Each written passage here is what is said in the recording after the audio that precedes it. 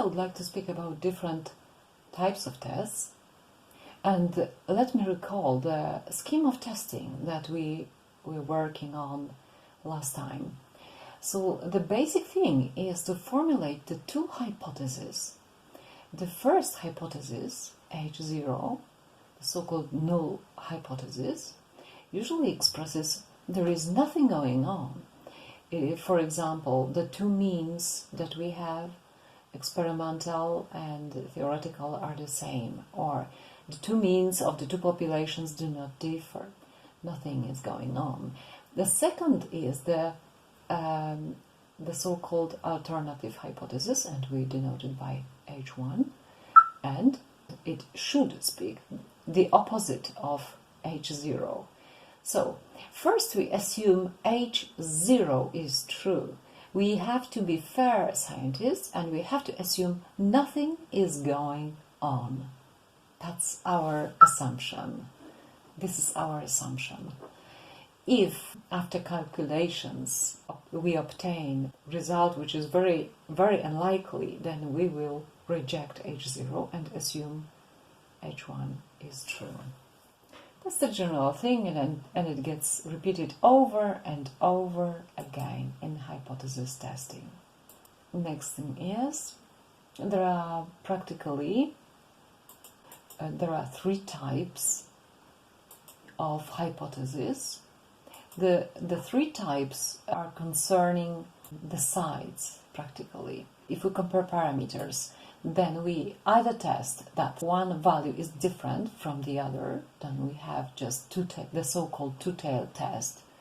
Means different, that one value is far from the other, meaning that it's either one is much bigger or much smaller than the other. That's why we have to take into account the two sides, or that one is bigger than the other, then we have just one side, or one is smaller than the other, so then we have also just one side test. Okay. Now, we have to decide on the type of statistical test that we are going to use in our testing. You already know some tests. We have been considering examples. Today there'll be more, so listen carefully. The next thing is, of course, very important, assume the level of significance. What's the level of significance? In statistics, practically, nothing is 100% sure, just like in life, but some people say there are two things which are certain in life. These are, of course, death and taxes. Okay, but it's not the same in statistics. In statistics, you are never sure 100% of anything. So what is the level of significance? If we obtain some interesting result in statistics, the level of significance expresses what's the probability that this result might be obtained just randomly, just by chance, even though there was no relation that we think we have proved. Okay, so alpha measures randomness of the result.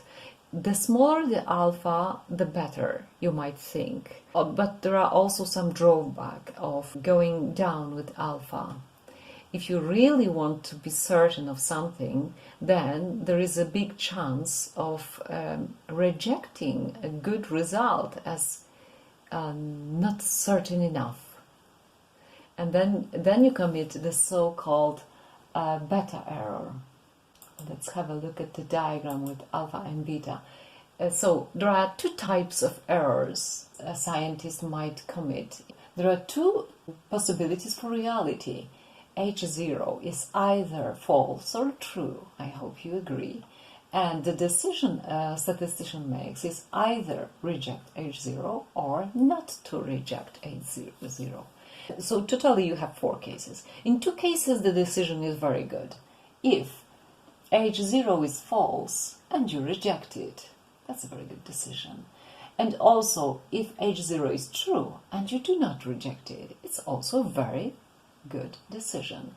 But if H0 is true, but you reject it, then you make the type 1 error, the false positive. It's as if you were saying, hooray, we have the result, but the result was really not strong enough, but you claim it is positive. Okay, it happens very often in medical testing. There is some chance for false positive as well as for false negative.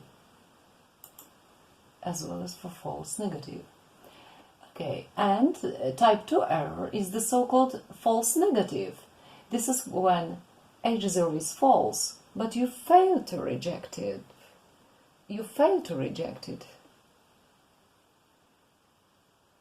And of course, these two are interconnected.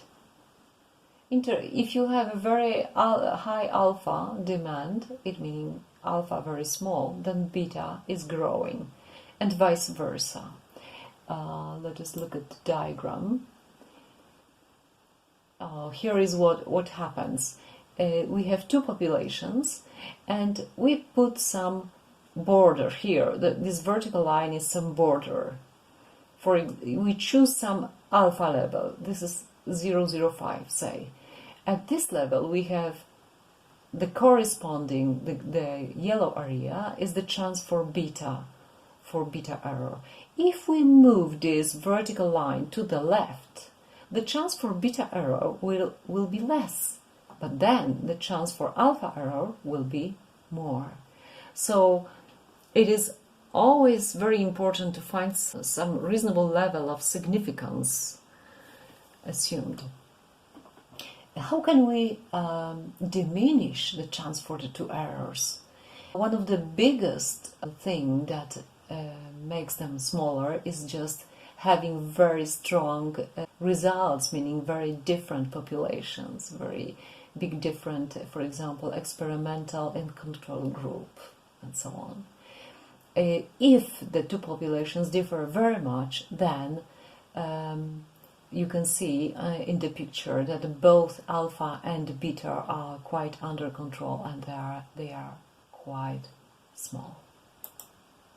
Next, we find the critical region for assumed alpha level, meaning we have to find the critical value. Where do those critical regions begin? Then we have to find our test value, I mean the values, the standardized that we have obtained from the sample, and see where it is. Is it in the acceptance or the rejection region? If it is in the rejection region, then we, of course, reject H0. And perhaps you can remember the example with coin that we did last week.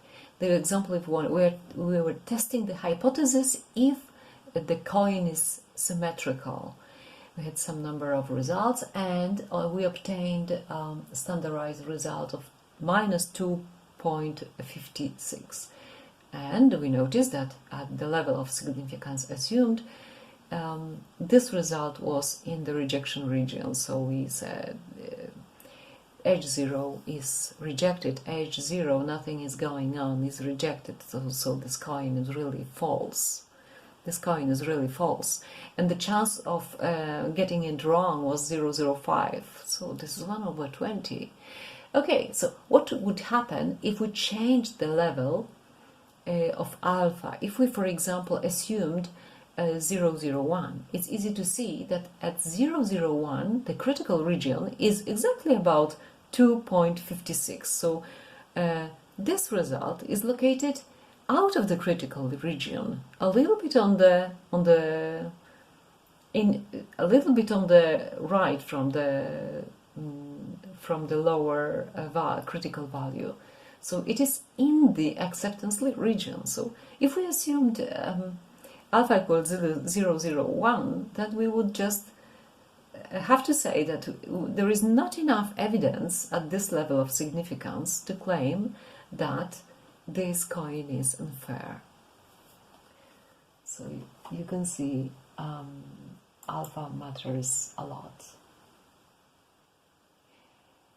Now, next thing is that we calculate the test value, meaning the standardized value of our sample.